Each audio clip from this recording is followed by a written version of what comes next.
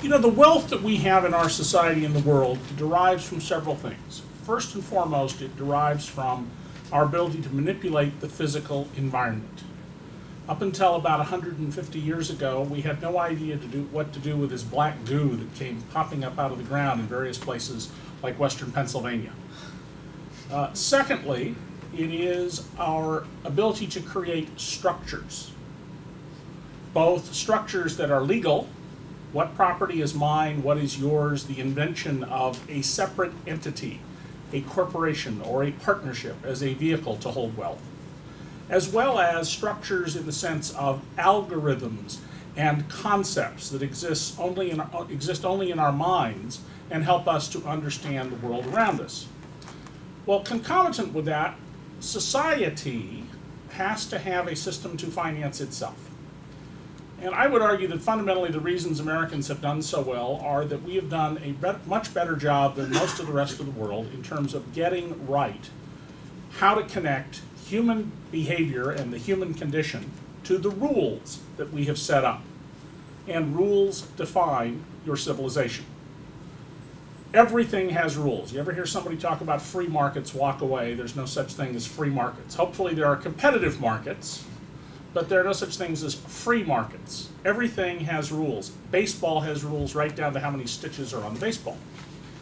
So when you create the structures that support the society, that makes it possible for people to have time so that they can take that black goo out of the ground in western Pennsylvania and figure out that, boy, not only can you burn this stuff, which is what we principally still do with it to this day, but you can take all these long, complicated hydrocarbon molecules and turn them into all sorts of fantastic products and medicines and other things. Well, you have to have a system to support that and to support the society. So successful societies have tax systems which flow from the economic order.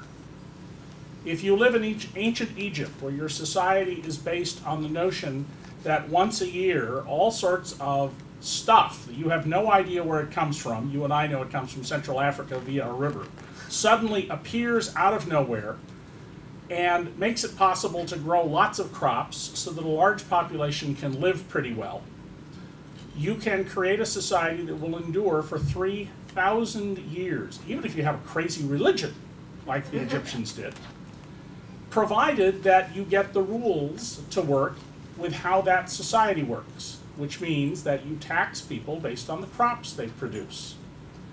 Well, we live in a world today that is quite different, and what we have managed to do is create a system to support our society that, instead of flowing from the economic order, throws sand in the gears and works against it. It fails to capture the essential nature of our modern economy. And what we live in is a world that has an extraordinarily well-designed, deeply respected by government authorities all around the world, system to tax the people of the early 1900s, when we had a national industrial wage economy. We live in a global, digital, services and asset world, where it is assets of all kinds, both physical assets and intellectual assets, that are crucial to the success of our society. And in order to continue to grow and evolve, we have to have a system that taxes those things. You heard a few years ago a big debate, we can't tax the internet. It'll retard the internet. Well, luckily we did not have a similar debate back in the 1890s and the aughts of a century ago, when you would have heard members of Congress and pseudo think tanks that are really ideological marketing organizations saying, we can't tax the automobile, it will destroy it. Instead, we need to focus our taxes on the buggy whips. We would not be where we are today. The world will produce plenty of people who are strivers and plenty of people who come up with new insights, and they will come from all sorts of places, unexpectedly. But it is producing a society that nurtures and promotes that and then understands how to make use of those skills that matters. And so the issue that Amar mentioned of what's happened to our financial world, and pathology is a polite word for what went on there. is in fact been terribly destructive to everything else. One little story about this. 2 years ago, I was casting about for an idea for a book and spoke with Dr. Judah Folkman, who died recently. He's the guy who figured out that when the reason tumors are so bloody when doctors open you up is that the cancerous tumor figures out how to create its own blood vessels, angiogenesis. All the statin drugs derived from his work, lots of other medical advances. He actually created a new organizing principle in medicine. Extraordinary thing to do. And he had a young researcher in his office who he felt was not doing work worthy of him, and he called him in and he told him that. And he said, so your assignment is that you're to leave this lab and go to the library, and I don't want to see you until you come back with something worthy of your mind. And about 3 months later, the young man came back and said, I think I found it. And he had a whole theory dealing with molecular level biology. Folkman thought he was onto something, and it was based, didn't come out of nowhere, it was based on existing work, that he had had great insights, so they started writing grant proposals. Federal government wouldn't give him a dime because the federal government was funding 10% of medical research grants, even though it determined that 1/3 of them, roughly, were top grade and ought to be funded. They went to big foundations who do medical research. Nobody would give them any money, too speculative. They went to big drug companies. Oh, no. The reason we're well-to-do is we don't pay for the research. We get the taxpayers to pay for the research. We just collect the profits. So this young man, despairing of what to do, got on a plane and went to the country of his birth, China. And the leaders of this country said, gee, how big a lab would you like?